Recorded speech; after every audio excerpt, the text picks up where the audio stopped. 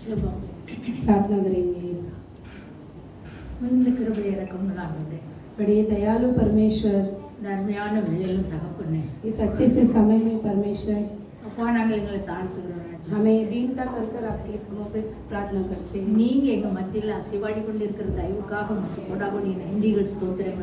आप हमारे बीच में मंडला रहे हैं, इसलिए आपको धन्यवाद करते परमेश्वर।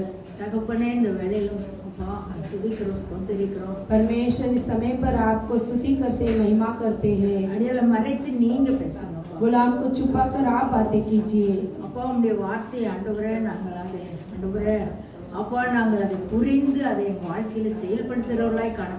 आपके वचनों को समझकर हमारे जीवन में क्रिया करने के लिए आप अनुग्रह कीजिए।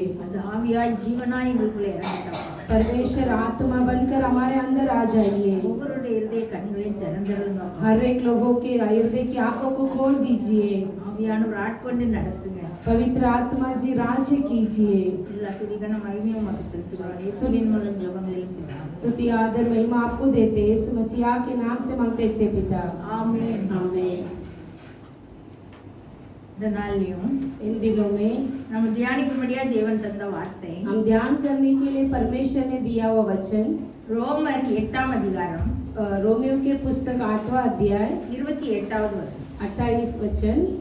அன்றியும் அவருடைய தீர்மானத்தின்படி அழைக்கப்பட்டவர்களாய் தேவனிடத்தில் அன்பு கூறுகிறவர்களுக்கு சகலமும் நன்மைக்கு ஏதுவாக நடக்கிறது என்று அறிந்திருக்கிறோம்। அன்றியும் அவரது தீர்மானத்தின்படி उनके निर्णय के अनुसार அழைக்கப்பட்டவர்களாய் जो बुलाए गए தேவனிடத்தில் அன்பு கூறுகிறவர்களுக்கு परमेश्वर से प्रेम करते हैं சகலமும் நன்மைக்கு ஏதுவாக उनके सारे कार्य भलाई होती है। அன்றியும் அவரது தீர்மானம் उनके निर्णय के अनुसार யாருடைய தீர்மானம்? किनके निर्णय के द्वारा? பிதாவுடைய தீர்மானம்। पिता के निर्णय के अनुसार அதன்படி அழைக்கப்பட்டவர்கள் उनकी इच्छा के अनुसार बुलाए गए। அவங்க தேவனிடத்தில் அன்பு கூறும்போது वही प्रेम से परमेश्वर से प्रेम जताने के समय சகலமும் நன்மைக்கு ஏதுவாக सब बातें मिलकर भलाई होती है। அவருடைய தீர்மானம் தான் என்ன? பிதாவுடைய தீர்மானம்। उनका इच्छा बोलेंगे तो क्या है? அவருடைய தீர்மானத்தின்படி அழைக்கப்படணும்னு சொல்லியிருக்கு। उनकी इच्छा के अनुसार उन्हें बुलाया जाता है, ऐसे बुलाया है। அவருடைய தீர்மானம் என்ன? उनका इच्छा क्या है? பாருங்க ரோமர் 8 அதிகாரம் देखिए 29வது வசனம்। देखिए रोमियो के पुस्तक 8वां अध्याय அடுத்த வசனம்। தம்முடைய குமாரன் அநேக சகோதரருக்குள்ளே முதற் பேரானவராய் இருக்கும் பொருட்டு தேவன் எவர்களை முன்னறிந்தாரோ அவர்களை தமது குமாரனுடைய சாயலுக்கு ஒப்பாவதற்கு முன்குறித்திருக்கிறார்।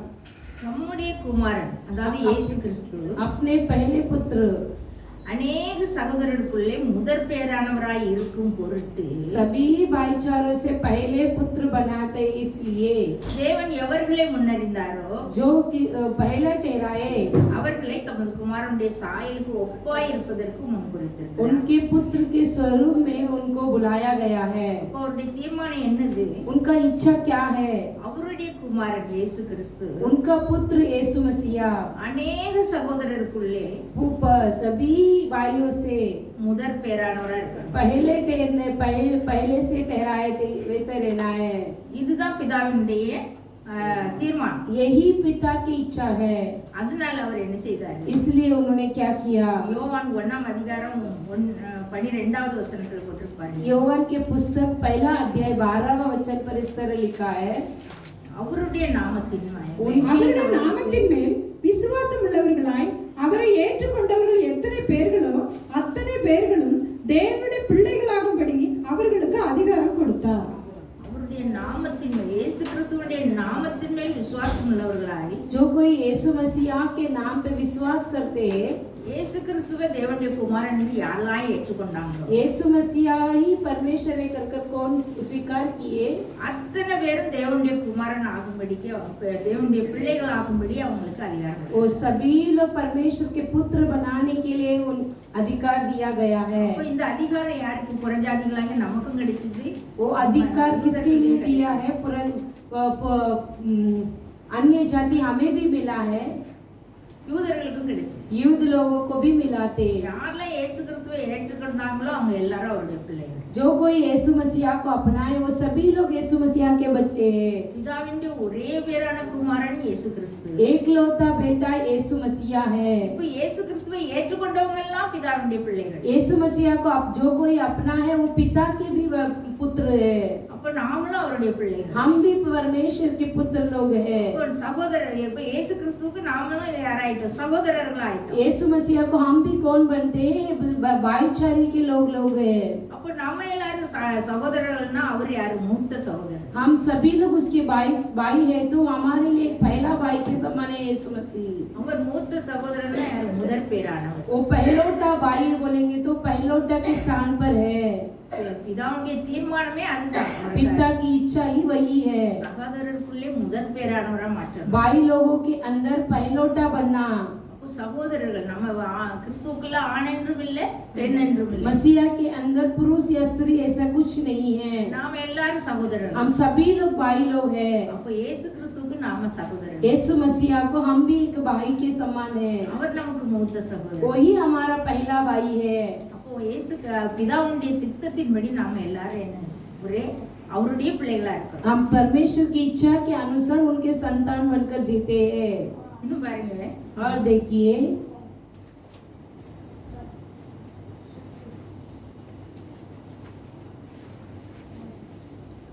1 கொரிந்தியர் पहले कोरिन्थियों की पुस्तक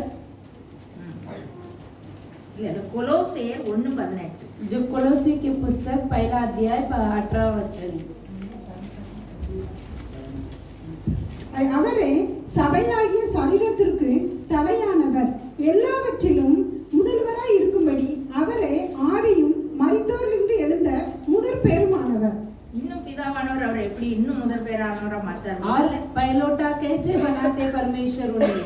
நம்மளுக்கு மூத்த சகோதரனா மாத்திட்டாரு. हमारे लिए पहला भाई भी बना दिए। இப்போ என்ன பண்ணார்? अब क्या करते हैं? மரித்தோரிலிருந்து எழுப்பி मरे हुए से जिलाकर அதுல முதல் பேரானவரா उस पर पहलौठा बनते हैं। மரித்தோரிலிருந்து எழுந்தவர்கள் அவர்தான் முதல் பேரானவர். मरकर फिर से जी उठा पहला परमेश्वर ही है। அவரை எப்படி ஆண்டவர் உயர்த்துறார் பாருங்க. परमेश्वर किस तरह उन्हें ऊंचा करते हैं। அவரே சபையாகிய சரீரத்துக்கு தலையானவர். वही कलीसिया के सिर बनकर रहते हैं। சபைக்கு அவர்தான் தலை. कलीसिया के लिए वही सिर है। எல்லாவற்றிலும் முதல்வராய் இருக்கும்படி सभी से वो पहलौठा ले रहने के लिए அவரே ஆதியும் वही शुरुआत। அவர்தான் அது ஆதி. அவர் ஆதியிலே தேவன் வானத்தையும் புதிய ஆதியிலே அவர் ரொம்ப முன்பா அந்த உலகம்லாம் தோன்றதுக்கு முன்னாடி இருந்த ஆதி அவர்தான். संसार उत्पन्न होने के पहले शुरुआत से ही परमेश्वर की शुरुआत है। மரித்தோர்ல எழுந்த முதல் मरे हुए से पुनरुत्थान हुए परमेश्वर है। பிதா எப்படி இயேசு கிறிஸ்து உயர்த்தியிருக்கிறார் பாருங்க. पिता परमेश्वर यीशु मसीह को किस तरह एक ऊंचे स्थान को दिए हैं। அவர் மரித்தோர்ல எழுந்தவர்களையும் முதல் பலனா மாற்றி मरे हुए से भी जिलाए हुए पहला पहलौठा थे। இன்னும் பாருங்க. और देखिए கொலோசியர் 1:15 எழுதியிருக்காரு. कोलोसी की पुस्तक पहला अध्याय 15 वचन पर इस तरह लिखा है। அவர் அது அரிசனமான தேவனுடைய சொரூபமும் சர்வ சிருஷ்டிக்கும் முந்தின பேருமானவர். அதரிசனமான தேவனுடைய தற்ஸ்வரூபமும் मसीहा आदर्श परमेश्वर का प्रतिरूप और सारे सृष्टि में पहलौठा है। பிதாவுடைய தற்ஸ்வரூபம் அவர் பிதாவுடைய உருவமா இருக்கு. जो परमेश्वर की प्रतिरूप है वो சர்வ சிருஷ்டிக்கும் முந்தின பெருமானவர். सारी सृष्टि में पहलौठा है। எல்லா சிருஷ்டியும் எல்லாம் படிக்கிறதுக்கு முன்னாடியே முன்னாடி இருக்கிறவர். सारी सृष्टियों से भी पहलौठा परमेश्वर ही है। அப்ப பிதாவானவர் தன்னுடைய ஒரே பேரான குமாரன் இயேசு கிறிஸ்துவை எவ்வளவு முதல் பேரானவரா மாற்றுவதற்கு पिता परमेश्वर अपने एकलौता बेटा को किस तरह एक पहलौठा बनाए हैं। இன்னும் பாருங்க 1 யோவான் 3ஆம் அதிகாரம் पहले वन के पुस्तक 3रा अध्याय 1-2 वचनங்கள். पहला दूसरा वचन पढ़ेंगे। ஆதி முதல் இருந்ததும் நாங்கள் கேட்டதும் எங்கள் கண்களினாலே கண்டதும் நாங்கள் நோக்கி பார்த்ததும் எங்கள் கைகளினாலே தொட்டதுமாய் இருக்கிறார். 1 யோவான் पहले योवान நாம் தேவனுடைய பிள்ளைகள் என்று அழைக்கப்படுவதினாலே பிதாவானவர் நமக்கு பாராட்டின அன்பு எவ்வளவு பெரிதென்று பாருங்கள். உலகம் அவரை அறியாதபடியினாலே நம்மையும் அறியவில்லை.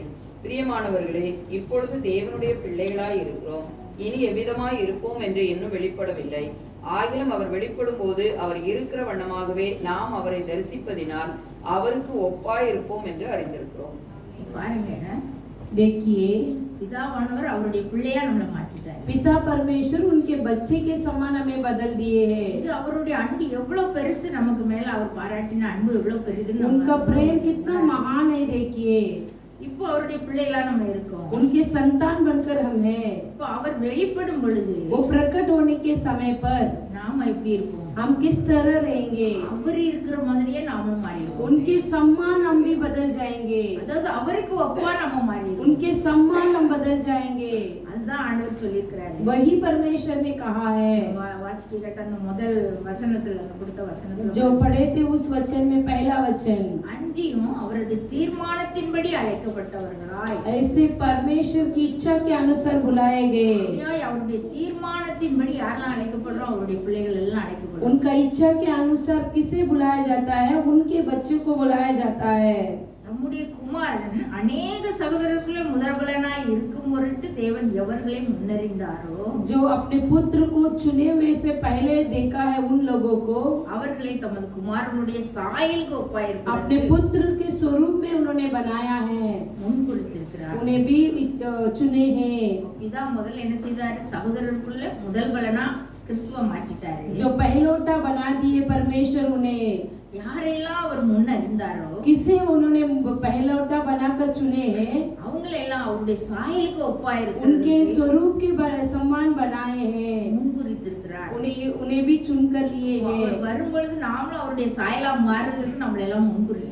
आने के समय पर उनके स्वरूप के सम्मान बुलाए गए हम सभी लोग। நம்ம எல்லாரும் இயேசு கிறிஸ்துவ பிதாவுடைய குமாரன் ஏற்றுக்கொண்டிருக்கிறோம். हम सभी लोग परमेश्वर को पिता परमेश्वर माने हैं। அப்படிதானே? எல்லாரும் அப்படி ஏற்றுக்கொண்டிருக்கிறோம். उन्हें अपनाए हैं हम सभी लोग। நாம எல்லாரும் தேவனுடைய பிள்ளைகள். हम सभी लोग परमेश्वर के संतान हैं। அப்ப நம்ம என்ன ஆவோம்? हम क्या होंगे? அவருடைய வருகையின் போது நம்ம என்ன செய்வோம்? அவருடைய சாயலுக்கு ஒப்பாய். उनके आगमन के समय पर उनके स्वरूप के समान बदलेंगे। இதுதான் பிதாவுடைய சித்தம். यही परमेश्वर की इच्छा है। அப்போ இதுல முதல் பேரானவரா இருக்கிறது யாரு? இயேசு கிறிஸ்து. इसमें पहलौठा कौन है? मसीहा है। அப்போ முதல் பேரானவரா இருக்கிற இயேசு கிறிஸ்துவில पहलौठा यीशु मसीहा, அவர்கிட்ட அழைக்கப்பட்டவர்களான நாம उनसे बुलाया गया हम அந்த தேவனிடத்துல அன்பு கூறும்போது परमेश्वर से प्रेम जताने के समय पर சகலமும் நன்மைக்கு ஏதுவான सब कुछ भलाई होती है। யாரெல்லாம் ஆண்டவர் அழைக்கிறாரு? किसे परमेश्वर बुलाते हैं? பாருங்க, அதுலயே 8வது ரோமர் 8:30 போட்டிருக்கு. रोमियो के पुस्तक 8:30 पर इस तरह लिखा है, எவர்களை முன்குறித்தாரோ அவர்களை அழைத்தும் இருக்கிறார், எவர்களை அழைத்தாரோ அவர்களை நீதிமான்களாயும் இருக்கிறார், எவர்களை நீதிமான்கள் ஆக்கினாரோ அவர்களை மகிமைப்படுத்தியும் இருக்கிறார். பாருங்க, அவர்களை முன் குறித்தாரோ जिसे चुने थे அவர்களை அழைத்தும் இருக்கிறார். उन्हें बुलाया भी है। அப்போ யாரெல்லாம் நம்மளாம் யார் ஆண்டவரால முன் குறிக்கப்பட்டவங்க? हम सभी लोग पहले से ठहराए थे। முன் குறிக்கிறதுன்னா சும்மா இல்ல. पहले से हमें ठहराए बोलेंगे तो ऐसा नहीं है।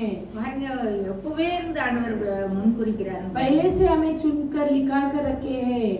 2 தீமோத்தேயும் दूसरा तीमोथी के पुस्तक 1:9 பாருங்க. एक पहला अध्याय 9वां वचन पर देखिए, அவர் நம்முடைய கிரியைகளின்படி நம்மை ரட்சிக்காமல் தம்முடைய தீர்மானத்தின்படியும் ஆதி காலம் முதல் கிறிஸ்து இயேசுக்குள் நமக்கு அருளப்பட்ட கிருபையின்படியும் நம்மை ரட்சித்து பரிசுத்த அழைப்பதிலே அழைத்தார்.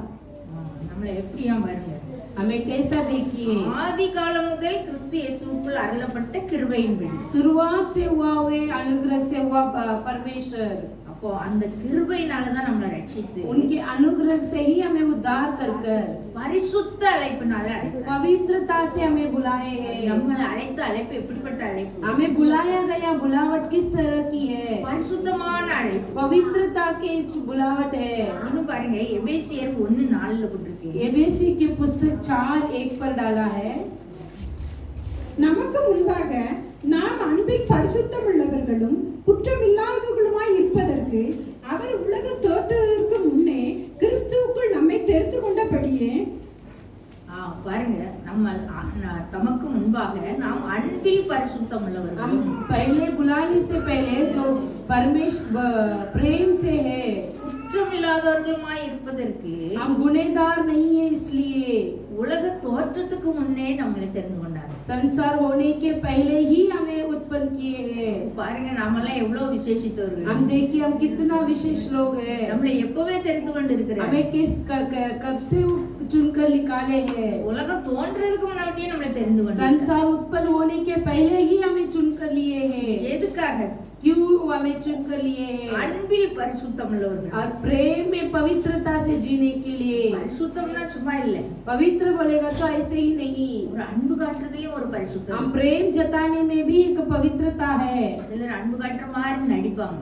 कई लोग ऐसे प्रेम जताने के जैसे नाटक दिखाते हैं। நாமளே பேசுவாங்க. अपने होठों से ही बातें करेंगे। உள்ளத்துல சின்ன அன்பு கூட இருக்கு. अपने हृदय पर थोड़ा भी प्रेम नहीं रहेगा। ஆனா ஆண்டவர் நம்மை எப்படி அழைக்கிறார்? लेकिन हमें परमेश्वर कैसे बुलाते हैं? காட்டுற அன்பிலும் பரிசுத்தம் உள்ளவர்களாய். उनके प्रेम जताने में भी हम पवित्रता से प्रेम जताना है।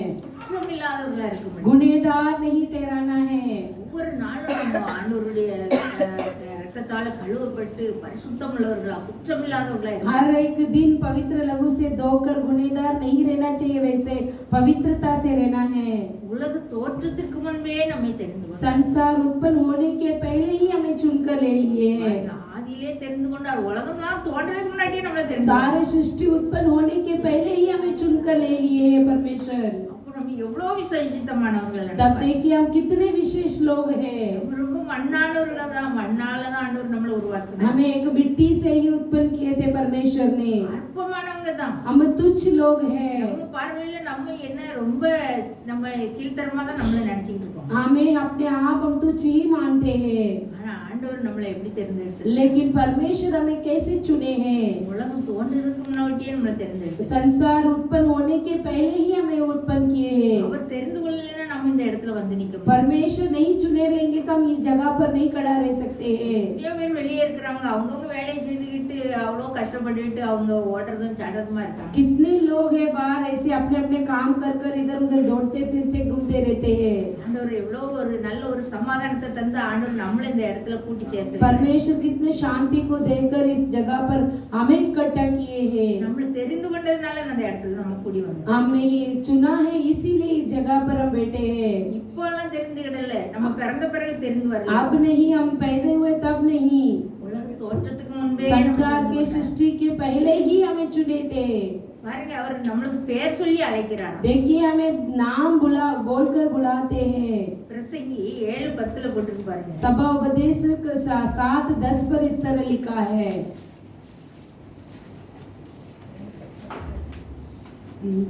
இந்நாட்களை பார்க்கிலும் உன் நாட்கள் நலமாய் இருந்தது என்று சொல்லாதே. பிரசங்கி 7:10. सभा उपदेशक 7:10 இருக்கிறவன் எவனும் தோன்றும் முன்னமே 6:10. இருக்கிறவன் எவனும் தோன்றும் முன்னமே பெயரிடப்பட்டிருக்கிறான். அவன் மனுஷனுக்கு தெரிந்திருக்கிறது தன்னிலும் பலவந்தரோட போராட அவனால் கூடாது. பாருங்க நம்ம தோன்றும் முன்னோட்டியே நம்ம என்ன செய்யறோம்? பேரிடப்பட்டது. हम जो उत्पन्न होने के पहले ही हमें नाम रखा गया है। அப்ப பாருங்க ஆண்டவர் நம்ம பேரையே நம்ம தோன்றதுக்கு முன்னால முதல்லயே அவர் பேர் வச்சிட்டாரு. हम जो उत्पन्न होने के पहले ही परमेश्वर हमें नाम भी रख दिए। அப்ப பாருங்க அவர் பேர் சொல்லி அழைக்கிறார். वो नाम बोलकर पुकारते हैं। ஏசாயா 43ஆம் அதிகாரம் यशायाह की पुस्तक 43 पर 1வது வசனம் பாருங்க. पहला वचन को देखिए। இப்போதும் யாக்கோபே உன்னை சிருஷ்டித்தவரும் இஸ்ரவேலே உன்னை உருவாக்கினவருமாகிய கர்த்தர் சொல்லுகிறதாவது பயப்படாதே, உன்னை மீட்டு கொண்டேன், உன்னை பெயர் சொல்லி அழைத்தேன், நீ என்னுடையவன். அப்படி பேர் சொல்லி அழைக்கிறார். दो नाम बुलाकर बुलाने वाले। ஆண்டவர் எப்படி நம்மளுக்கு பேர் வச்சதே முன்னக்கூட்டி நம்ம தோன்றதுக்கு முன்னாடியே வச்சிட்டாரு. हम उत्पन्न होने के पहले ही परमेश्वर हमें नाम भी रख दिए हैं। அந்த பேரை சொல்லி நம்மள அழைக்கிறார். हमारे नाम लेकर वो बुलाते हैं। இன்னொரு வசனத்துல இருக்கு அவர் நம்முடைய உருவம் இன்னதென்று அறிந்திருக்கிறார். और एक वचन पर है कि हमारे शरीर के रूप क्या है कर वो जानते हैं। நம்ம ஒவ்வொருவருடைய உருவத்தை அவர் அறிந்திருக்கிறார். हम हर एक लोगों के अंगों को भी परमेश्वर जानते हैं। நம்மளுக்கு அந்த ஒரு சங்கீதத்துல ஃபுல்லா போட்டுருக்கு பாருங்க. एक भजन संगीता पे इस तरह लिखा है, देखिए 139ஆம் சங்கீதம். என் கருவை உடைய கண்கள் கண்கள். अब मेरी कोख तुम्हारी दृष्टि देखी थी। भजन संगीता 139 पर ये वचन है। நான் ஒளிப்பிடத்திலே உண்டாக்கப்பட்டு பூமியின் தாழ்விடங்களிலே விசித்திர வினோதமாய் உருவாக்கப்பட்ட போது என் எலும்புகள் உமக்கு மறைவாயிருக்கவில்லை. मैं ऐसे छुपा हुआ इसमें सृष्टि हुआ था, मेरे हड्डियां सब आपकी दृष्टि पर थी। பாருங்க, நம்ம எலும்பெல்லாம் ஆண்டவர் பார்த்தது. हमारे हड्डियों को भी परमेश्वर देखे हैं। என் கருவை உம்முடைய கண்கள் கண்டது. हमारे कोकों को भी आप देखा है। என் அவயவங்களில் ஒன்றாகிலும் இல்லாத போதே அவைகள் அனைத்தும் அவைகள் உருவேற்படும் நாட்களும் உம்முடைய புத்தகத்தில் எழுதியிருந்தது. हमारे अंग बनाने से पहले ही आपके पुस्तक पर लिखा हुआ है। அப்ப ஆண்டவர் பாருங்க, நம்ம கருவெல்லாம் கண்டுக்கிறார். हमारे कोकों को भी देखा है। அம்மாவுடைய வயிற்றுல இருக்கும்போது நம்ம கருவை அவருக்கு हमारे माँ के कोख में रहने के समय पर ही हमारे कोक को भी देखा है। நம்ம உடம்புல ஒவ்வொரு அவயவங்களும் ஒவ்வொன்றும் உருவாகும் போது, அது இல்லாத போதே அது எப்போ உருவாகும், அது என்னைக்கு உருவாகும்னு அந்த நாட்களே அவர் எழுதி வச்சிருக்கார். हम जो बनने के पहले ही हमारे अंग किस तरह होगा, कैसे होगा कर वो जानते थे। நம்மளுடைய உட்காருதலையும் எழுந்திருக்கிறதுலையும் हमारा उठना बैठना सब कुछ जानते हैं। நம்ம நினைவுகளை விட தூரத்துல இருந்து அறியலாம். हमारे विचारों को भी दूर से वो जान लेते हैं। ஆண்டவர் இவ்வளோ உயரத்துல இருக்காரு, வானம் ஒரு சிங்காசனம், பூமி அவருக்கு பாதபடி இவ்வளோ உயரத்துல वो இருக்காரு. पृथ्वी उनके लिए एक चरण है और आकाश उनके लिए एक सिंहासन है। वो उतने ऊंचे स्थान पर है। நம்மள எங்க கவனிப்பாரு நம்ம யோசிக்க கூடாது. हमें कैसा वो देखेंगे ऐसा नहीं सोचना चाहिए। ஏக தெய்வம் நம்ம கூட தான் இருக்காரு. त्रित्व देव हमारे संग है। எல்லாம் அவருக்கு தெரியும். सब कुछ वो जानते हैं। நம்ம நடந்தாலும் படுத்திருந்தாலும் நம்மள சொல்லிருக்காரு. हम चलने से, हमें बैठने पर, सोने से सब कुछ वो जानते हैं। நம்ம வழியெல்லாம் அவருக்கு தெரியும். हमारे सारे मार्ग परमेश्वर जानते हैं। நம்ம நாவுல சொல் பெறவாதக்கு முன்னாடி அவருக்கு தெரியும். हमारे होठों में शब्द आने के पहले ही वो जानते हैं। ஆண்டவர் எப்படி நம்ம மேல முற்புறத்திலும் பிற்புறத்திலும் நெருக்கி परमेश्वर आगे से पीछे से हमें धवा कर, நம்ம எங்க போனாலும் அவர் நம்மள பார்க்கிறவர். कहाँ पर भी जाएंगे तो भी परमेश्वर हमें देखते हैं। நம்ம எவ்வளவு விசேஷித்தவர்களா இருக்கிறோம். देखिए हम कितने विशेष रूप के लोग हैं। நம்ம கூடயே வந்து திரியேக தெய்வம் நம்ம கூட தங்கி இருக்கிறார். हमारे संग ही त्रित्व देव हमारे संग है। அது எவ்வளவு பாக்கியம் वो பாருங்க. कितना बड़ा धन्य है। देखिए யாருக்கு இந்த ஸ்லாக்கியம் கிடைக்கும்?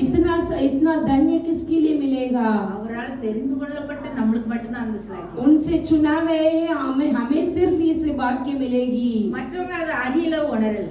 दूसरे लोग इसे जाने नहीं, पहचाने नहीं। உலகம் ஆண்டவரை பற்றி அறியல. संसार परमेश्वर के बारे में नहीं जाना है। அவருடைய அன்பை அறியல. उनके प्रेम के बारे में नहीं जाना है। அவருடைய அன்பை ருசிக்கல. அவங்க उनके प्रेम को नहीं चट कर देखे हैं। அவங்களுக்கு இந்த உலகத்துல உள்ள சின்ன சிற்றின்பங்கள் மேல பிரியமா इस संसार की अभिलाषा में वो आशा रखते हैं। அந்த அதுலயே நாட்களை கடத்திட்டு சாதாரணமா போயிடலாம். उसमें ही दिन बिताते, अपने जीवन को मिटा देते हैं। ஒரு வாலிப பையன்கிட்ட ஆண்டவரே நல்ல ஜெபம் பண்ணுப்பா. एक जवान लड़का से मैंने कहा कि अच्छे से प्रार्थना करो। இந்த வாலிப பிராயத்திலே நீ ஆண்டவரை ஏற்றுக்கிட்டா தான், इस जवानी में परमेश्वर को स्वीकार करेगा तो भी, நல்ல ஜெபம் பண்ணாதான் உனக்கு எல்லா நன்மையும் ஆண்டவர் தருவாரு. अच्छे प्रार्थना करने के समय पर भलाई करेंगे परमेश्वर। உன் எதிர்காலம் ஆசீர்வாதமா இருக்கும்பா அப்படின்னு சொன்னேன். तेरे भविष्य एक आशीषता से रहेगा कर मैंने कहा था। அவன் சொன்னான், ஜெபம் பண்ணணும், जी ऐसा प्रार्थना करना है क्या? அதுக்கு ரொம்ப யோசிக்கணும், उसके लिए बहुत सोचना है। அதுக்கு நம்ம தனியா உட்காரணும், அதுக்கு ரொம்ப நேரம் ஆகும். वो ऐसा अकेला बैठना है, बहुत समय जाएगा। அப்படி அவ்வளவுதான் சொல்றான். वैसा वो कहता है लड़का। அப்போ அந்த ஆண்டவரை அந்த இருதயத்துல நம்ம நேசிச்சு அவர்கிட்ட நம்ம பேசும்போது எவ்வளவு ஆசீர்வாதம் இருக்குன்னு அவனுக்கு புரியும். परमेश्वर को चाहकर उनसे प्रार्थना करने के समय पर कितना आशीष कर वो लड़का नहीं जानता है। அவருக்கு டைம் கொடுக்க அவனுக்கு நேரம், परमेश्वर को समय देने के लिए उसके लिए इच्छा नहीं है। அவனுக்கு அதுல விருப்பமே இல்லை. उनके लिए उसकी चाहत भी नहीं है। உலகம் தான் அவனுக்கு பெருசா ये இருக்கு. संसार ही बड़ा दिखता है, ஆனா அவன் வாழ்க்கை ஆசீர்வதிக்கப்பட்டிருக்குதா? लेकिन उसका जीवन आशीषता ऐसे है क्या? அப்படிதான் இருக்கிறாங்க.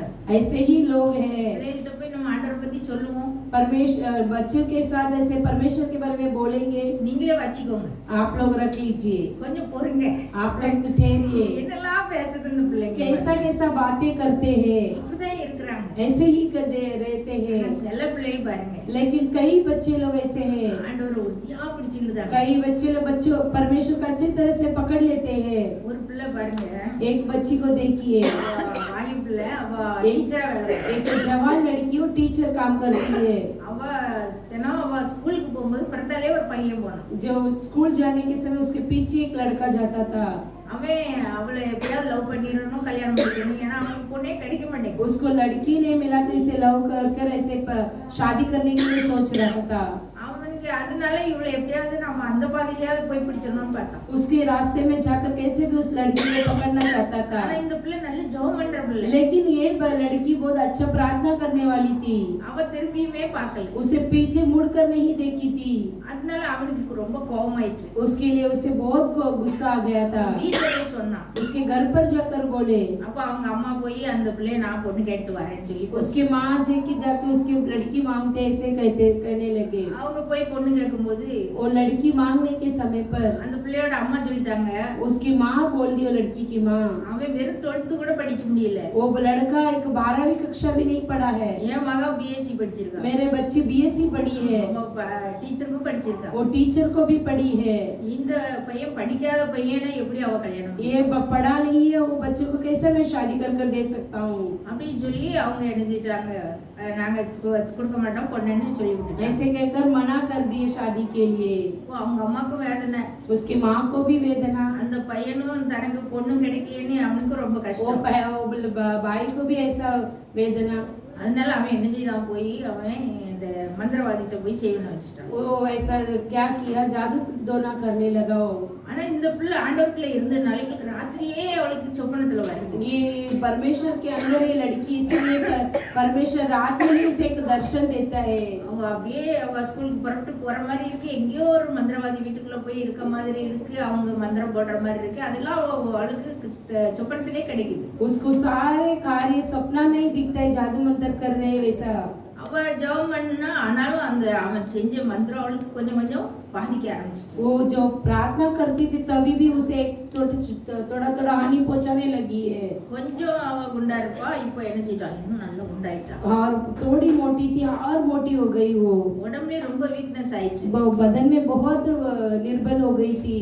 அவ என்ன செய்ய ஆரம்பிச்சா, ராத்திரியெல்லாம் அண்ண ஆரம்பிச்சிட்டா. रात पूरा रोने लगी थी। அவளுக்கு ஏன்னா அவளுக்கு எவ்வளவு எக்ஸசைஸ் பண்ணாலும் அவளுக்கு அந்த உடம்பு சரியா வரல. वो कितना एक्सरसाइज करने से भी उसका बदन नहीं उतरा, உடம்பும் முடியாம போச்சு, அவளுக்கு ரொம்ப பாதிப்பாயிடுச்சு. एक निर्बल हो गई थी वो।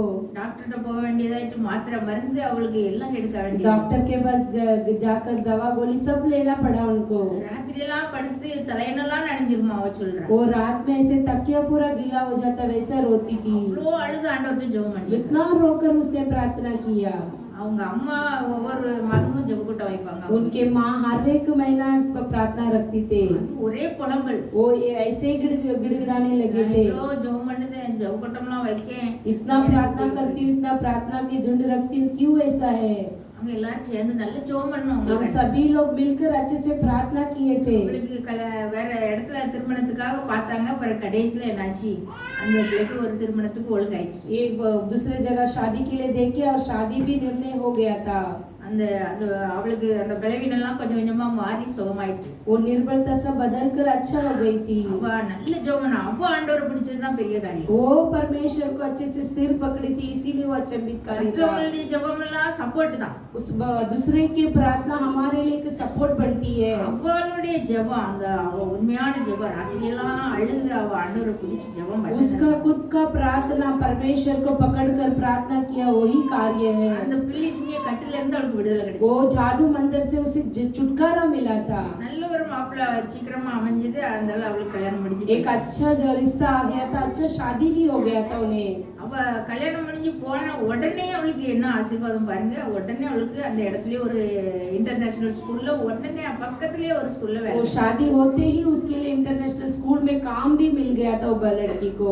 உடனே ஒரு ஆண் குழந்தையும் கிடைச்சிட்டு. तुरंत एक लड़का भी पैदा हो गया है। எவ்வளவு ஆசீர்வாதம் பாருங்க. कितना आशीर्वाद देखिए। முதல் நாள் பாருங்க அவ போனா அந்த அந்த வீட்டுக்குள்ள, அந்த மாப்பிள்ளை வீட்டுல உள்ள நுழையும் போது जब दूल्हा के घर पर पहला जाने के समय पर அவ சொல்லுது, அவ வீட்டுல நுழையும் போது ஆண்டவர்கிட்ட பேசிட்டு, परमेश्वर से वो बातें किया था, ஆண்டவரே என் கூட எங்க அம்மா அப்பா எல்லாம் வரமாட்டாங்க, मेरे साथ मेरे माता पिता नहीं आएंगे, நீங்க தான் இப்ப என் கூட வரணும், मेरे संग आप ही आना है। அப்படி சொல்லிட்டே இந்த பிள்ளை உள்ள போயிருக்கு. वैसे ही बोलकर अंदर गई है। உண்மையிலேயே ஆண்டவர் அவ சமையல் எல்லாம் பண்ணும்போது பக்கத்துல ஆண்டவர் நிக்கிற மாதிரி அவளுக்கு தோணுமா? जो रसोई में खड़ा रहने के समय पर सामने परमेश्वर खड़ा है ऐसे उनको महसूस होता था। எவ்வளவு ஒரு பெரிய ஆசீர்வாதம் பாருங்க. कितना बड़ा आशीर्वाद देखिए। முதல்ல அவளுக்கு தீமை மாதிரி தான் நடந்துச்சு. पहला उसे बुराई के समान था। அவ ஆண்டவர்கிட்ட அன்பு கூர்ந்த பிள்ளை, वो परमेश्वर से प्रेम जताने वाले बेटी। அவளுக்கு அவன் பிறத்தாலே வந்தா இதெல்லாம் பண்ணினதெல்லாம் நன்மைக்கு தான். ये सब कुछ पीछा होता था, जादू टोना किया, वो सब कुछ भलाई में बदल गई थी। அவன் அப்படி பண்ணனால இவ ராத்திரியெல்லாம் அழுது ஜெபம் பண்ணி, वो वैसा किया इसीलिए वो रात पूरा प्रार्थना करने लगी थी। ஆண்டவர் உறுதியா பிடிச்சா நல்ல பெரிய ஒரு நல்ல ஆசீர்வாதம். परमेश्वर को स्थिर से पकड़ी थी, एक बड़ी आशीर्वाद को भी पा लिया। இதுதான் ஆண்டவர் அழைத்த பிள்ளைகளுக்கு நன்மைக்கு எதுவாகவே எல்லாம் நல்லது. परमेश्वर ने बुलाया हुआ लोगों को सब कुछ भलाई होगा। முதல்ல நமக்கு கண்ணீரின் பாதையாத்தான் இருக்குது. पहला हमें आंसू के तैराई के समान ही रहेगी। இப்படியும் நடக்குமா, இது நம்ம ஆண்டவருடைய பிள்ளைக்கு இப்படி நடந்துட்டே அப்படின்னு தான் நம்ம யோசிக்கிறோம். ये परमेश्वर के लोगों को ऐसा होता है कि ऐसे भी होगा क्या, ऐसा सोचेंगे। ஆனா எல்லாம் நன்மைக்கு எதுவாகவே ஆண்டவர் நடத்துறார். लेकिन सब कुछ भलाई के लिए ही बनाते हैं परमेश्वर। எவ்வளவு நல்ல ஆண்டவர் பாருங்க. कितना महान परमेश्वर देखिए। அற்பமானவர்களா இருந்தாலும் हम तुच्छ लोग रहेंगे तो भी அப்படி எல்லா காரியங்களையும் அவருக்கு தெளிவா தெரியும். हमारे सब कुछ कार्य उनके लिए सही तरह से मालूम पड़ेगा। நம்மள பரிசுத்த அழைப்பினால அழைத்திருக்கார். हमें पवित्रता से चुने हैं। நம்மள பாருங்க 1 தெசலோனிக்கே 4:7 படி. पहले तेसलोनी के पुस्तक 4:7 पर इस तरह लिखा है, தேவன் நம்மை தேவன் நம்மை அசுத்தத்திற்கு அல்ல பரிசுத்தத்துக்கே அழைத்திருக்கிறார். நம்மள அசுத்தத்துக்கு அவர் அழைக்கிறார். हमें अशुद्धता के लिए बुलाए नहीं, பரிசுத்தத்துக்கு தான் அழைச்சிருக்கார். हमें पवित्रता के लिए बुलाए हैं। இந்த பிள்ளை லவ் பண்ணானேன்னு சொல்லிட்டு பல்ல காட்டிட்டு போயிருந்தா वो जो लव करते ऐसा करके जाया गई रहेगी तो அது மோசமா போயிருக்கும். वो बुरा होता था। ஆனா அவ என்ன செய்தா, தன்னுடைய பரிசுத்தத்தை காத்துக்கொண்டா. लेकिन वो अपने पवित्रता को रख लिए, அவ உண்மையா நடந்தா, वो सच्चाई के साथ चली, பெரிய காரியங்களை அவர் பெற்றுக்கொண்டா. बड़े कार्य को वो पा लिए थी। இன்னும் பாருங்க 1 கொரிந்தியர் 7:22-23 पहले कोरिन्थी के पुस्तक 7वां अध्याय 22-23 में पढ़ेंगे। கர்த்தருக்குள் அழைக்கப்பட்ட அடிமையானவன் கர்த்தருடைய சுயாதீனாய் இருக்கிறான். அப்படியே அழைக்கப்பட்ட சுயாதீனன் கிறிஸ்துனுடைய அடிமையாய் இருக்கிறான். நீங்கள் கிரயத்திற்கு கொல்லப்பட்டீர்கள், மனுஷருக்கு அடிமைகளாகாதிருங்கள். பாருங்க, கர்த்தருக்குள் அழைக்கப்பட்ட அடிமையானவன், जो मसीह के अंदर बुलाया गया गुलाम। ஆண்டவர் நம்மள பரிசுத்தத்துக்கு அழைச்சிட்டாரு. परमेश्वर हमें पवित्रता के लिए बुलाए हैं, பரிசுத்த அழைப்பினால அழைச்சிருக்காரு. हमें पवित्रता के बुलावट में बुलाए हैं। ஆனா என்ன, நம்ம அவரை அழைத்திருக்கிறவங்க எல்லாரும் நம்ம அவருக்கு அடிமைகளா இருக்கிறோம். बुलाए गए हम सभी लोग उनके लिए एक गुलाम के समान है। அழைக்கப்பட்டவங்க எல்லாம் கிறிஸ்துவுக்கு அடிமை. जो बुलाए गए सब लोग मसीह के लिए एक गुलाम है। அடிமையா இருக்கிறவங்க ஆனா இன்னொரு காரியம் என்ன இருக்கு, கர்த்தருடைய சுயாதீனனா இருக்கிறார். जो गुलाम है वो उनके स्वतंत्र भी है। எப்படி அடிமைன்னு சொல்றாரு? किस तरह वो गुलाम बोलते हैं? ஒரு சில காரியங்களை நம்ம இந்த உலகத்துக்குரிய காரியங்களை விட்டு நம்ம ஆண்டவருக்கு நேரா போக வேண்டியிருக்கு. कई संसारिक कार्य छोड़कर परमेश्वर के पीछे जाना पड़ता है। ரெண்டாவது அவர் என்ன நமக்கு சொல்லுதாரோ அல்லது நம்மளுக்கு அவர் வழி நடத்துதாரோ அதன்படி அவர் சித்தத்தின்படி தான் நம்ம செயல்படுவோம். दूसरा वो क्या कहते हैं उनकी इच्छा के अनुसार ही हम करना चाहिए। இதுதான் அழைக்கப்பட்ட அடிமையான. वही जो बुलाया गया गुलाम। ஆனா ஆண்டவருக்குள்ள நம்ம எப்படி இருக்கிறோம்? लेकिन परमेश्वर के अनुसार हम अपने आप सोच सकते हैं। அவருடைய காரியங்கள் எல்லாத்துலயும் நமக்கு ஆசீர்வாதங்கள். उनके कार्य पर हमें आशीर्वाद मिलती है। அதே போல அழைக்கப்பட்ட சுயாதீனன், और बुलाए गए स्वतंत्र लोग हैं हम। ஒரு அடிமையா இல்லாதவன், அப்படிப்பட்டவன் ये गुलाम है फिर भी एक स्वतंत्र भी है हमारे लिए। கிறிஸ்துவுடைய அடிமையாக இருக்கிறான். मसीह के लिए हम गुलाम हैं। ஒரே நேரத்துல அவன் அடிமையாவும் இருக்கான், एक ही समय पर वो गुलाम भी है, சுயாதீனன் और அவர். स्वतंत्र भी है। இப்போ பாருங்க, அப்போ ஆண்டவர் நம்மளை எப்படி வைத்திருக்கிறார். देखिए परमेश्वर कैसा कर दिया हमें रखा है। அவருக்குள்ள நம்ம அழைக்கப்படும் பொழுது उनके अंदर हम बुलाने के समय पर சில காரியங்களை நம்ம நோக்கும்போது அவருக்கு அடிமையா இருக்க மாதிரி தான் कई कार्य पर हम देखने के समय पर उनके अंदर हम गुलाम हैं। ஆனா நம்ம எல்லா ஆசீர்வாதங்களையும் சுதந்திரிக்கிற हम சுயாதீனர். सभी आशीर्वाद को अपनाने के लिए हम एक स्वतंत्र वाली है। நம்ம கிறிஸ்துவனுடைய அடிமையா இருக்கிறதுல பெரிய ஆசீர்வாதம். हम मसीह के अंदर स्वतंत्र है, इसीलिए हम बहुत आशीर्वाद पाए हुए हैं। நம்மள எல்லாரையும் ஆண்டவர் என்ன செய்தார்? கிரயத்துக்கு கொண்டு வந்தார். हमें सभी लोग एक मूल झुकाकर हमें पाए हैं। என்னது கிரயம் கொடுத்திருக்கிறார்? क्या मूल झुकाए हैं? அவருடைய ரத்தத்தையே கிரயமா செலுத்தி अपने लहू को ही मूल झुकाकर हमें दिए हैं। அவருடைய ரத்தத்தினால நம்மளை மீட்டு கொண்டு उनके लहू के द्वारा हमें हमें छुड़ाए हैं, அதனால விலைக்கு வாங்கியிருக்கிறார். इसीलिए मूल झुकाए हमें। அந்த விலையேற பெற்ற ரத்தத்தினால நம்ம கொல்லப்பட்டிருக்கோம். वो बहुमूल्य लहू के द्वारा हम पाए गए हैं। அதனால நம்ம என்ன செய்யக்கூடாது? மனுஷருக்கு அடிமையாக கூடாது. इसीलिए मनुष्य के लिए गुलाम नहीं बनना चाहिए। மனுஷங்க நம்ம ஏதாவது ஒரு ஆண்டவருக்குள்ள நம்ம ஒரு ஸ்டெப் முன்னாடி போறோம்னா मनुष्य लोग हम परमेश्वर के अंदर एक आगे जाएंगे तो ஒரு மனுஷ பரத்தால இருந்தா பிசாசு என்ன செய்யும்? கிரியை செய்யும். एक मनुष्य पीछे रहकर ही उसे क्रिया करेगी। அவங்களுக்கு நம்ம அடிமையா மாறிட்டோம்னா उनके लिए हम गुलाम बन जाएंगे तो அவன் ஈஸியா நம்மளை ஜெயிச்சுட்டு போயிடும். वो हल्का से हमें विजय पाकर चले जाएगा। அதனால மனுஷருக்கு அடிமைகளாயிராது. इसीलिए ही मनुष्य के लिए गुलाम नहीं बनना चाहिए। हम நம்ம எல்லா காரியத்திலயும் எல்லாருக்கும் அடிமையா இருக்க முடியும். सभी कार्य पर हम सभी कार्य में गुलाम नहीं बन सकते हैं। நமக்கு தேவையான காரியம் என்னதுன்னு நம்ம உணர்ந்து கொள்ளணும். हमारे लिए कार्य क्या है कर हम महसूस करना है। ஆண்டவருடைய விஷயத்துல எல்லா காரியம் எல்லாருக்கும் விட்டு கொடுக்க கூடாது. हम परमेश्वर के कार्य पर किसी को छोड़कर नहीं देना है। அதுல நம்ம அடிமையா ஆகாம இருக்கணும். उसमें हम गुलाम नहीं बनना चाहिए। பாருங்க 1 கொரிந்தியர் 6:19. अभी पहले कोरिन्थियों की पुस्तक 6:19 पर देखिए।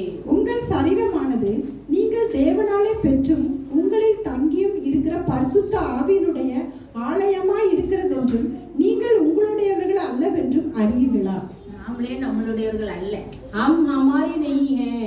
நமக்குள்ள இருக்கிற பரிசுத்த ஆவியானவருடைய ஆலயம் தான் நம்முடைய சரீரம். हमारे अंदर रहने वाले पवित्र आत्मा वही हमारे शरीर है, ஏன்னா நம்மளே விலைக்கு கிரயமா क्योंकि वो हमें खरीद लिए हैं। அடுத்த வசனம் பாருங்க, கிரயத்துக்கு கொல்லப்பட்டீர்களே आप दाम चुका कर लिया गया है, ஆகையால் தேவனுக்கு உடையவைகளாகிய உங்கள் சரீரத்தினாலும் इसीलिए परमेश्वर को दिया गया मसीह के शरीर உங்கள் ஆவியினாலும் தேவனை மகிமைப்படுத்துங்க. अपनी देह के द्वारा परमेश्वर की महिमा करो। அப்ப பாருங்க, நம்ம சரீரத்தினாலும் நம்ம ஆவியினாலும் யாரதான் மகிமைப்படுத்தணும்? हमारे शरीर से हमारे आत्मा से किसे महिमा करना தேவனை चाहिए? மகிமைப்படுத்துறவர்களா இருக்கணும். परमेश्वर को महिमा जताने वाले रहना ஏன்னா चाहिए, நம்ம சரீரமே அவருக்கு தான் சொந்தம். क्योंकि हमारे शरीर उनके लिए है, அப்போ அவர் அதுல தங்கி இருக்கிறார். அதனால தான் उसमें ही वो ठहरे। इसीलिए இப்போ நம்மளை அழைத்திருக்கிற அழைப்பு எவ்வளவு பரிசுத்த அழைப்புன்னு பாருங்க. उन्हें बुलाया गया तो कितना पवित्र बुलावट है। देखिए, இந்த அழைப்புல நம்ம உறுதியா இருக்கும் பொழுது उनके बुलावट में हम स्थिर बनकर रहने के समय पर அந்த பரம அந்த சந்தோஷத்தை நமக்கு ஆண்டவர் தருவார். इतना महान खुशियां को हम पा लेते हैं। நம்ம ஆண்டவர்கிட்ட எப்படி அன்பு கூறணும்னு விரும்புறாரு. हम कैसे परमेश्वर से प्रेम जताना है, தீர்மானத்தின்படி அழைக்கப்பட்டவர்களாய் அவரிடத்தில் அன்பு கூறுகிறவர்கள். जो उनके इच्छा के अनुसार बुलाया गया उन लोगों की तरह हम प्रेम जताना है। அவரிடத்தில் எப்படி நம்ம அன்பு கூறுகிறது? उनके सामने कैसे प्रेम जताना है, அதான் பிரதான கற்பனைன்னு சுருக்கி சொன்னது. वही एक बड़ी आज्ञा है कर वो बस स्वयं कहते हैं, முழு இதயத்தோடும், पूरे दिल से, முழு ஆத்மாவோடும், पूरे प्राण के अनुसार முழு மனதோடும் और पूरे हृदय के साथ தேவனாகிய கர்த்தரிடத்தில் அன்பு अपने கூறுவார்கள். परमेश्वर से प्रेम जताना है। இது முதலாம் பிரதான கற்பனை. ये पहला आज्ञा है। இதற்கு ஒப்பாய் இருக்கிற இரண்டாவது கற்பனை, इसके समान रहने वाला दूसरा आज्ञा, உன்னிடத்தில் நீ अன்பு கூறுவது போல तुमसे कैसे प्यार करते हो பிறனிடத்திலும் அன்பு கூறுவாய். दूसरे से भी वैसे प्रेम जताओ। எல்லாருக்கும் தெரிஞ்சதுதான். ये सब कुछ सभी लोग जानते हैं, இதுலதான் எல்லாம் அடங்கும். इसमें ही सब कुछ है। அப்ப ஆண்டவர்கிட்ட முழு இருதயத்தோட முழு பலத்தோட परमेश्वर को सभी पूरे तरह से, पूरे दिल से, पूरे प्राण से அப்படி அப்படி நம்ம அன்பு கூறும் பொழுது अब प्रेम जताने के समय पर நமக்கு நேரிடுவது எல்லாம் சகலமும் நன்மைக்கு हमें जो कुछ होता है वो सब कुछ भलाई के लिए होगी। இவ்வளவு தூரம் அன்பு கூற ஆண்டவர் விரும்புகிறார். उस इतना महान प्रेम जताने के लिए परमेश्वर चाहते हैं। அவருக்கு மிஞ்சி நம்ம பிள்ளைகள்கிட்டயோ கணவர்கிட்டயோ அன்பு கூற அவருக்கு விருப்பம் கிடையாது. उनसे भी बढ़कर पति से या बच्चों से प्रेम जताना परमेश्वर की इच्छा नहीं है। முதல் அன்பு அவருக்கு தான் நம்ம கொடுக்கணும். पहला प्रेम परमेश्वर से ही करना है। ஏன்னா அவர் எவ்வளவு நம்ம அன்பு கூர்ந்து நம்மளே அவருடைய பிள்ளையா மாற்றிருக்கார். परमेश्वर कितना प्रेम जताकर उनका संतान बनाए हैं हमें। அவருடைய பிள்ளையே நமக்கு என்ன செய்தாரு? उनके बच्चों को ही हमें பலியா நமக்கு ஒப்பு கொடுத்தார். उनके पुत्र को ही बलिदान कर दिए थे हमारे लिए। வேதத்துல பாருங்க நிறைய பரிசுத்தவான்கள் இருக்காங்க. அவங்களுக்கு அப்படி சகலமும் நன்மைக்கு ஏதுவா நடந்த நிறைய பேர் இருக்கிறாங்க. शास्त्र में देखिए बहुत सारे लोगों को भलाई हुआ है ऐसा। நம்ம ஒரு சிலர் மட்டும் ரெண்டு பேரை மட்டும் பார்ப்போம். ये दो जन को हम देखेंगे। யாக்கோப் பாருங்க, याकूब को देखिए, அவங்க சகோதரர்கிட்ட போய் उनके भाई लोगों के पास जाकर சகோதரன் ஏசாவுடைய ஆசீர்வாதங்களை एसा के आशीर्वाद को ஏமாற்றி தான் தகப்பட்டன்னு பெற்றுக்கிட்டான். झूठ बोलकर अपने पिता से उसने ले लिया था। அது அவனுக்கு ஒரு நன்மைக்கு ஏதுவா தான் நடந்தது. वो भी उसके लिए एक भलाई के रूप में हुआ था। இவன் அத அவன் தகப்பன்ட்டு ஏமாற்றி பெறலைன்னா वो झूठ बोलकर ये आशीर्वाद को नहीं लेते तो ஏசாவுக்கு பயந்து அவன் ஓடி போயிருக்க மாட்டான். एसा को डरकर वो भाग नहीं उस जगह पर भागा नहीं रहेगा। லாபான் கிட்ட அவன் போயிருக்க वो மாட்டான். लाबान के पास नहीं जाता था। அங்க போய் அவன் தனிமையில இருந்து அவன் வேதனைப்படும் போதெல்லாம் ஆண்டவரை நோக்கி அவன் ஜெபிச்சிருக்க மாட்டான். वो जो लाबान के घर पर अकेले रहने के समय पर प्रार्थना नहीं किया रहेंगे। அவன் வர்ற வழியில ஏசாவுக்கு பயந்து आने वाले रास्ते पे एसा के लिए डर कर அவ்வளோ அழுது நான் ஜெபம் பண்றான். इतना रोकर वो प्रार्थना करता है।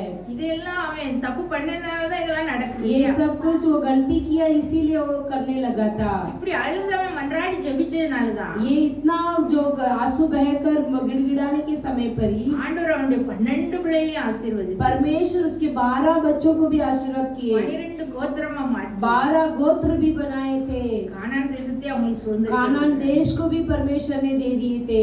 இல்லாட்டினா இவனுக்கு இந்த ஆசீர்வாதம் கிடைச்சிருக்காது. नहीं तो ये आशीर्वाद नहीं मिलती थी। ஆபிரகாம் ஈசாக்கு எல்லாருக்கும் அவங்களுக்கெல்லாம் கிடைக்கல. அவங்களாம் தரிசிக்க தான் செய்தாங்க. अब्राहम इसहाक सभी लोग दर्शन में पाए थे, उन लोग कानान को नहीं दे गए थे। அவங்களுக்கு கானான அவங்களுக்கு சொந்தரிக்க அவங்க போய் சேரல. कानान पर जाकर नहीं पहुंचे थे उन लोग। ஆனா யாக்கோபுடைய பிள்ளைகள் தான் அவங்க கோத்திரங்கள் தான் அவங்க போய் அவங்க கானான சொந்தரிக்க. याकूब के पुत्र याकूब के गोत्र लोग ही उस कानान देश को स्वतंत्र किए थे। யாக்கோபுக்கு நடந்ததெல்லாம் நன்மைக்கு ஏதுவா தான் நடந்தது. तब याकूब को जो कुछ हुआ वो सब कुछ भलाई के लिए हुआ था। இனி யோசேப்பு பாருங்க, और यूसुफ को देखिए, அவங்கிட்ட சின்ன சின்ன மிஸ்டேக் இருந்தாலும் அது அவனுக்கு நன்மைக்காக தான் இருந்தது. उसके पास भी छोटे छोटे गलतियां रहेगी तो वो भी भलाई के लिए थी। சகோதரர்களை பத்தி தகவட்ட போய் அவன் என்ன செய்றான்? போல் சொல்றான். जो भाईचारे के लोगों को ऐसी जगह चुगली लगाता है, அவனுக்கு சொப்பனத்தை ஆண்டவர் கொடுக்கிறார். परमेश्वर उसे सपना दिखाते हैं। அந்த சொப்பனத்தை சொல்லி அவன் பெருமையா சொல்லிக்கிறான். वो सपना को भी वो बढ़ोतरी से कहता है। முத நாள் கண்ட சொப்பனத்தை சொல்லும்போது அவங்க எல்லாம் அப்படி முறைக்கிறத பார்த்துட்டு அதை விட்டுருந்துருக்கலாம். जो पहले दिन सपना बोले तो उन लोग गुस्से से देखते तभी छोड़ते थे। அடுத்த சொப்பனத்தையும் அவன் சொல்லி அவன் அப்பாவோட சத்தம் போடுற அளவுக்கு மாறி. जो दूसरा सपना को भी देखते तो पिता भी उसे चिल्लाने लगा था। எல்லாருடைய பொறாமை அவனுக்கு கிடைக்கும். वो सभी लोग उसके ऊपर जलन के नजर में देखने लगे थे। அது அவனுக்கு நன்மை தான். वो भी उसके लिए भलाई थी। அவங்க எல்லாம் பொறாமை கொண்ட சகோதரர் எல்லாம் அவன் மேல பொறாமை கொண்டதுனால தான் भाईचारे लोग उनके संग जलन उठाए इसीलिए। சொப்பனக்காரன் வாரான்னு சொல்லி அவனை பிடிச்சு என்ன செய்றாங்க? सपना देखने वाला आता है कर कर बोलकर குழியில தூக்கி போடுறாங்க. उसे गड्ढे में डाल दिए हैं। அதுக்கு அது போட்டது காணாதுன்னு சொல்லி என்ன செய்றாங்க? वो गड्ढे में सिर्फ नहीं, அந்த இஸ்மவேலர் கையில அவனை என்ன செய்றாங்க? इस्माएल के लोगों के हाथों में भी दे दिए थे। 20 வெள்ளி காசுக்கு வித்து போடுறாங்க. 20 चांदी के सिक्का के लिए उन्हें बेच दिए थे। இதே இந்த யோசேப்பு यही यूसुफ ரொம்ப அன்பா இருந்திருந்தான்னு வைங்க, कई अच्छे प्रेम से रहते तो அவங்க அப்பா அவன் மேல ரொம்ப அன்பா இருக்கிறாரு. अब पिताजी बहुत प्रेम से है। அவன் சகோதரர்கிட்டயும் அவன் அன்பா இருந்து எதுவும் செய்யாம இருந்திருந்தான். जो भाईचारे के पास भी प्रेम से रहते तो भी சகோதரருடைய அன்பெல்லாம் அவனுக்கு கிடைச்சிருக்கும். भाई के सारे लोगों के प्रेम मिला रहेगा। இருக்கிறதுல சின்ன பையன் சொல்லி எல்லாம் நல்லா தூக்கி வச்சு அவனை கொண்டாடி இருப்பாங்க. ये जो लाडला है कर सभी लोग उसे अच्छे से रखे रहेंगे। இவனுக்குரிய தரிசனம் பெரிய ஒரு ஆசீர்வாதத்தை அவன் இழந்திருப்பான். ये इनका दर्शन, इसका बड़ा आशीर्वाद को ये खोया रहेगा। இந்த சின்ன சின்ன காரியங்கள் நிமித்தம் அதெல்லாம் நன்மைக்கே ये நடந்திருக்கு. छोटे छोटे कार्य सब कुछ भलाई के लिए हुआ है। யோசேப்பை தேவன் தெரிந்து கொண்டார். यूसुफ को परमेश्वर ने चुने थे, அவனை அழைத்திருக்கிறதுனால उन्हें बुलाया इसलिए அவனுக்கு நடக்கிறதெல்லாம் சகலமும் நன்மைக்கே उसे सब कुछ भलाई से हुआ था। அதனாலதான் அவன் எகிப்துக்கு போறான். इसीलिए वो मिस्र में जाता है। அங்க பார்வோன் அரண்மனையில போய் அவனுக்கு பார்வோனுக்கு அவனுடைய சொப்பனத்தை சொல்றான். जब पारोन के महल पर जाकर पारोन के सपना के अर्थ को बताता है, பார்வோனுக்கு அடுத்த ஸ்தானத்துல அவனை पारोन के अगले स्थान पर वो बैठा है எகிப்து தேசம் முழுமைக்கு அவன் அதிகாரியா और ये मिस्र देश के पूरे देश में अधिकार बन गया था। பாருங்க அவன் யோசேப்பு போனது எவ்வளவு ஆசீர்வாதம். यूसुफ वहाँ पर जाते हैं तो वहाँ पर कितना आशीर्वाद அவனுடைய देखिए। சின்ன சின்ன காரியங்கள் இருந்தாலும் அது ஆசீர்வாதம். छोटे छोटे कार्य पर भी परमेश्वर उसे आशीर्वाद किए हैं। பாருங்க இஸ்ரவேலரே எகிப்து ராஜா பார்வோன் வந்து கொடுமையா வேலை வாங்குறான். इजराइल मिस्र के राजा इजराइल लोगों को बहुत कठोरता से चलाता है। அவங்களை எவ்வளவு ஒடுக்குனாங்களோ அவ்வளவோ அவங்க பழகி பெருகினாங்க. जितना उन्हें दबाए थे उतना वो बढ़ोतरी होकर और आशीर्वाद हो गए थे। அப்போ அவங்க கொஞ்சம் ஒரு 70 பேர் தான் முதல்ல போறாங்க. पहले एक 70 जन ऐसे जा रहे हैं, லட்சக்கணக்கில் பெருகியாச்சு. फिर लाखों लाखों करोड़ बढ़ गए थे। அவங்க பெருகினது நல்லது இல்லையா? उन्होंने बढ़े इसीलिए वो अच्छा है। அதனாலதான் அந்த பார்வோனுக்கு அவங்க மேல பொறாமை வருது. इसीलिए ही उनके ऊपर जलन आया पारन को। அதனாலதான் அவன் என்ன செய்யறான், அவங்களை எல்லாம் என்ன செய்யணும், கொடுமையா வேலை வாங்கணும். और वो उन्हें और दबाता है और कठोरता से चलाता है। அப்படி அவங்க பெருகிட்டே போனதுனால वो बढ़कर ही जा रहे थे मिस्र इजरायली लोग। அந்த ஆண் பிள்ளையெல்லாம் கொண்டு போய் நதியில போடுங்கன்னு சொல்லி लड़के लोगों को नदिया में छोड़ दो कर बोल दिए थे। அதுவும் நன்மைக்கு தான். वो भी भलाई के लिए। எல்லா ஆண் பிள்ளைகளையும் போட்டாலும் இந்த மோசே மட்டும் காப்பாற்றப்படும். सभी लड़का लोग नदी में डाल दिया गया मगर मूसा को सुरक्षित रखे थे। ஏன் அப்படின்னா அவன் லேவி குடும்பத்துல பிறந்த ஒரு மகன். क्योंकि वो लेवी के गोत्र में उत्पन्न हुआ एक बच्चा था। அவன் ரொம்ப அழகா இருந்தான். ये बहुत सुंदर थे। அந்த குடும்பத்துல அந்த அம்மா அப்பாவுக்கு அந்த பையனை கொண்டு போய் நதியில போட மனசு இல்ல. उनके माता पिता को उसको चेहरा देखकर नदी में डालने के लिए इच्छा नहीं थी। அது அவன் அழகு கொடுக்கறதும் ஆண்டவருடைய சித்தம் தான். वो सुंदरता को देना भी परमेश्वर की इच्छा है। அப்ப அதனாலதான் அவங்க 3 மாசம் வச்சு ஒளிச்சு வைக்கிறாங்க. इसीलिए 3 महीने तक वो छुपा कर रखते हैं। அப்புறம் அந்த நாணல் பெட்டியில வச்சு அதை அந்த நதி ஓரத்துல கொண்டு போடுறாங்க. एक पेटी पर रखकर वो नदिया में छोड़ देते हैं। அதுவும் நன்மைக்கே वो भी न भलाई के लिए है। அங்கதான் பார்வோன் குமாரத்தி எங்க பிடிக்கும். वहाँ पर ही पारोन का पुत्री भी देखती है। அவ கண்கள்ல அவளுக்கு தயவு கிடைக்கும். उनकी आंखों में भी तरस मिलती है। ஆண்டவர் அவள் கண்ணுல தயை கிடைக்கப்பட்ட. परमेश्वर उनकी आंखों में दया जताने के लिए भी किए थे। அதுவும் நன்மைக்கா மாறிச்சு. वो भी भलाई के लिए बदला गया है। பாருங்க அந்த அதோடைய அக்காகரே என்ன செய்யறா, ஓடி போய் இதை வளர்க்கறதுக்கு ஒரு தாயை கொண்டு வரேன்னு उसकी बहन ने दौड़कर बोली थी कि इसे परवरिश करने के लिए एक माँ को ढूंढकर दूं क्या कर मांगने लगी थी। பாருங்க 3 வருஷம் ஒளிச்சு வச்சு வளர்க்கறாங்க. 3 साल तक वो ऐसे छुपा कर चलाती है। நதி ஓரத்துல கொண்டு போட்டாச்சு. नदी में जाके डाल दिए। நதியில போட்டாலும் नदी में डाल दिए तभी भी அந்த பிள்ளை திரும்ப அந்த அம்மா கையிலே கிடைக்கிறது. फिर से उसके माँ के हाथों में ही मिल गई वो बच्चा। அதுவும் नन्மைக்கு वो भी भलाई के लिए मिली है। ஏன் அப்படின்னா லேவி குடும்பத்துல பிறந்த அந்த சகோதரி लेवी गोत्र में पैदा हुआ उस बच्चा। அந்த மோசேயை வளர்க்கும் போது அந்த எபிரேயருடைய காரியங்களை எல்லாம் சொல்லி ஆண்டவரை பத்தி எல்லாம் சொல்லி வளர்த்திருப்பாங்க இல்லையா? जो उसे परवरिश करने के समय पर इब्राय के सारे कार्य को बताकर उसे परवरिश किए रहेंगे। இஸ்ரவேலர்கள் எல்லாத்தையும் பத்தி அந்த ஆண்டவருடைய ஆபிரகாம் ஈசாக்கு எல்லா வரலாறையும் சொல்லி கொடுத்திருப்பாங்க. अब्राहम ईसाक के सारे लोगों के इतिहास को उन्होंने सिखाकर उन्हें परवरिश किए रहेंगे। இவனை கொண்டு போய் அப்புறம் ராஜாத்தி கிட்ட விட்ட பிறகு इसे छोड़ने के समय पर भी அவன் மறக்காம அவன் தன்னுடைய சகோதரர்கிட்டே தான் திரும்பி வரான். எபிரேய और சகோதரர் ना भूलते हुए फिर से वो इब्राय भाई के पास ही आता है। அவன் ராஜா மாதிரி அவன் 40 வருஷம் அந்த அரண்மனையில இருந்து வளர்றான். वो 40 साल तक वो राजमहल में वो रहता था। அப்படியெல்லாம் அவன் எல்லா காரியங்களையும் அவன் ராஜ கலைகள் எல்லாம் கற்று அவன் தேறினவனா இருந்தான். वो सारे कार्य पर बहुत अच्छा था। அவன் மறக்காம தன் சகோதரர்கிட்ட வரான். बुला नहीं अपने भाइयों के पास आता है। சகோதரனை கொடுமையா வேலை வாங்குறத அடிக்கிறத பார்த்து அவன் என்ன செய்யறான், அவங்களை கொலை செய்யறான். जो भाई को बहुत कठोरता से चलाते हैं वो देखकर वो मारकर एक को हत्या भी कर देता है, அது அவனுக்கு நன்மை தான். वो भी भलाई के लिए है। ஏன்னா அவன் எங்க போறான், இன்னொரு எத்திரோ கிட்ட போறான். ये फिर से वो कहाँ जाता है, यत्रो के पास जाता है। அங்க 40 வருஷம் அமைதியா இருக்கிறான். वहाँ पर 40 साल चुपचाप वहाँ पर रहते थे। இந்த எத்திரோ பாருங்க, அவனுடைய மகள் சிப்ராலேயே என்ன செய்யறா, திருமணம் यत्रो अपने लड़की को वहाँ पर शादी कर कर दे देते मूसा को। இந்த சிப்போரோல கல்யாணம் முடிச்சு அவனுக்கு ஒரு குழந்தை பிறக்குது. सिपुरल को शादी होने के बाद एक बच्चा भी होता है। இவன் எவ்வளவு ஒரு வேதனையான ஒரு மனநிலையா இருந்தான்னா, ये कितना वेदना में रहने के समय पर भी அவன் அந்த பிள்ளைக்கு என்ன பேர் விடுதான் பாருங்க, उसका नाम क्या रखता है, அந்நிய தேசத்தில் பரதேசியா இருக்கிறேன் என்று अन्य देश में मैं परदेसी की समान है कर कर கெர்சோம் என்று பெயரிட்டான். करसोम कर कर वो नाम लिखा था। அவன் எவ்வளவு, நான் ஒரு பரதேசி, நான் எவ்வளவு ஒரு ராஜ வாழ்க்கை வாழ்ந்தேன், ஒரு கொலை செஞ்சதுனால இவ்வளவு வந்து கஷ்டப்படுறேன், அவனுக்கு எவ்வளவு மன வேதனையோட मैं இருந்திருக்கான். कितना बड़ा राजमहल में परवरिश हुआ, अभी आकर इतना दुख उठाता कर कर वो बच्चे का नाम ऐसा रखा அவன் था। தனக்கு பிறந்த பிள்ளைக்கே அப்படிதான் பெயர் வைக்க, अपने अपने बच्चों को भी ऐसे नाम रखता है दुख के साथ। அப்ப அந்த காலத்துல ஆண்டவர்கிட்ட எவ்வளவு அவன் அழுது ஜெபிச்சிருப்பான். उस समय पर कितना परमेश्वर से प्रार्थना किया रहेगा, அதனாலதான் ஆண்டவர் அவனை தெரிந்தெடுத்து इसीलिए परमेश्वर उसे चुनकर लिए है। இஸ்ரவேலரை முழுமையா நடத்தி அவங்களை கானான் தேசத்துக்கு வழி நடத்த அவனை தெரிந்து इजरायली लोगों को पूरे तरह से चलाकर कानान देश पर लेकर जाने के लिए उन्हें रखा था। அவனை ஒரு ரட்சகர் ஆண்டவர் உயர்த்தினார். परमेश्वर उन्हें एक उद्धारकर्ता के समान रखा था। அவருடைய தீர்மானத்தின்படி அழைக்கப்பட்டார். उनकी इच्छा के अनुसार बुलाए गए, அவரிடத்தில் அன்பு கூறுகிறவர்கள் उनसे प्रेम जताने वाले। சகலம் நன்மைக்கு सब कुछ भलाई होती है। ஜெபிப்போம். हम प्रार्थना करेंगे। ஹalleluya. ஹalleluya துதிக்கிறோம்ப்பா. हम धन्यवाद के साथ आपकी स्तुति करते परमेश्वर।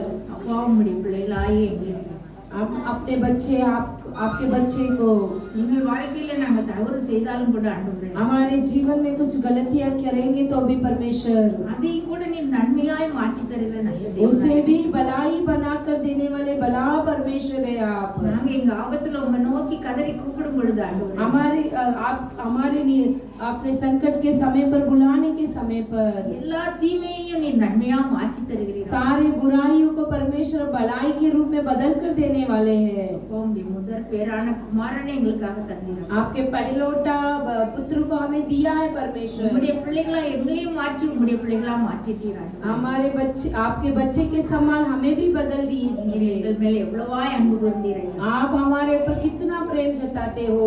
நாங்களும் ஆண்டவரே உம்முடைய குமாரனுடைய சாயலுக்கு ஒப்பானவர்களா எங்களை மாற்றும்படியா நீர் हम भी आपके पुत्र के तस्वरूप के समान बदलने के लिए अनुग्रह कीजिए। எவ்வளவு பெரிய ஆசீர்வாதம் எங்களுக்காக காத்திருக்கிறோம். कितना महान आशीर्वाद हमारे लिए है। நாங்கள் அதை உண்மையாய் பெற்றுக்கொள்ள எங்களுக்கு கிருபை தாரும். हमें पूरी तरह से उसे पाने के लिए अनुग्रह कीजिए। அந்த பரம சந்தோஷத்துக்குள்ள நாங்க பிரவேசிக்கும் பாக்கியத்தை எங்க ஒவ்வொருவருக்கும் தாரும். वो महान खुशियां के अंदर प्रवेश करने के वाक्य को हमें दीजिए। நாங்க உங்களுடைய சமூகத்துல மன்றாடி ஜெபிக்கிறவர்களாய் ஒவ்வொரு நாளும் காணப்பட हम आपके समूह में गिड़गिड़ाकर प्रार्थना करने के समान रहना चाहिए। உமது நாமம் எங்கள் மூலம் மகிமைப்படட்டாப்பா. आपके नाम हमारे द्वारा महिमा होने दीजिए परमेश्वर। அப்பா உம்மை துதிக்கிறோம், ஸ்தோத்தரிக்கிறோம் ராஜா. परमेश्वर आपकी स्तुति करते महिमा करते எங்கள் மேல் எவ்வளவாய் அன்பு கூர்ந்தீர். हमारे ऊपर कितना प्रेम जताते हो। நன்றியோடு துதிக்கிறோம், ஸ்தோத்திரம். धन्यवाद के साथ आपकी स्तुति करते हैं। இயேசுவின் மூலம் ஜெபம் கேளுப்பிதாமே. यीशु मसीह के नाम से मांगते हैं पिता। ஆமென்.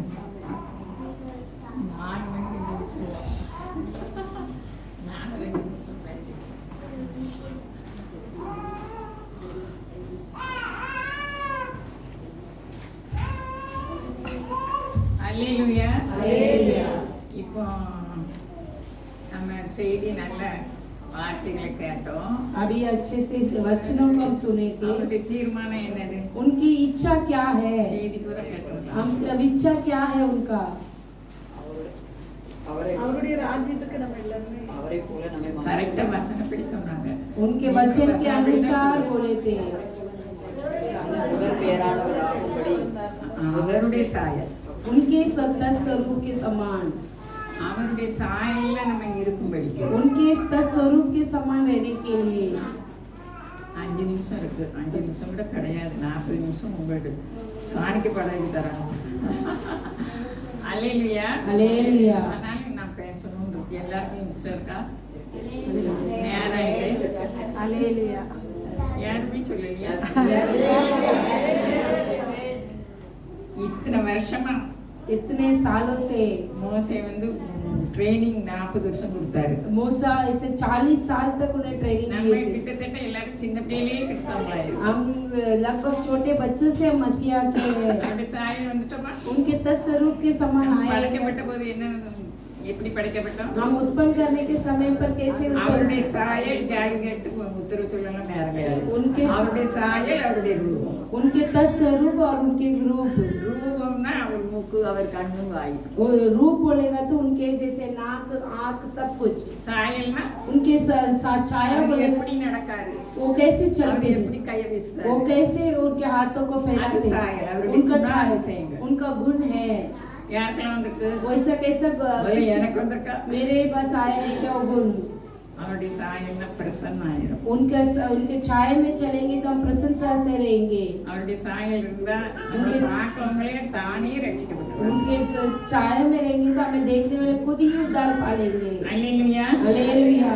அன்புல பரிசுத்தமுள்ளவர்களா और प्रेम में पवित्रता से रहना है और गुनहगार नहीं रहना चाहिए।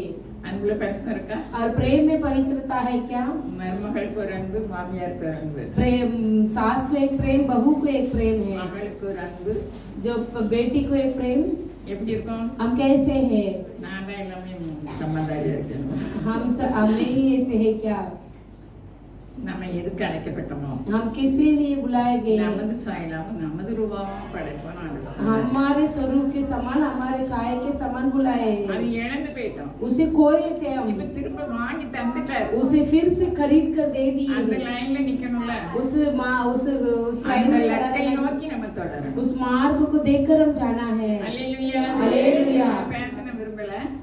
ज्यादा बातें करने नहीं चाहूंगी। என்ன துன்பம் வந்தாலும் அவருடைய சாயல நம்ம வந்தோம்னா तो நம்ம कितना பேரை दुख आएगा பெருமைப்படுத்துவோம். तो भी उनके साथ छाया में हम रहेंगे तो हमारे नाम बढ़ोतरी होगा। நம்ம பேரை என்ன செய்வாரு? हमारे नाम को क्या देंगे? நிச்சயமா பெருமைப்படுத்துவார். जरूर हमें महिमा कर देंगे। அல்லேலூயா. हालेलुया। அந்த சகோதரி சாட்சி சொன்னாங்க. वो बहन ने गवाही दिए थे। 5 பிள்ளைங்க और उनको कितना लड़की है आपको? 5 लड़कियां। படுத்தாய். सभी लोग पढ़ते हैं ना? அவங்களுக்காக என் முன்ன ரொம்ப வேதனையா இருக்கு. उनके लिए मेरे हृदय में बहुत वेदना आया है। அல்லேலூயா. हालेलुया। அவங்க 5 பிள்ளைங்க வச்சுட்டு புருஷன் வேற ஜெயில. उनके 5 लड़कियां, उनके पति भी बंदी गृह में।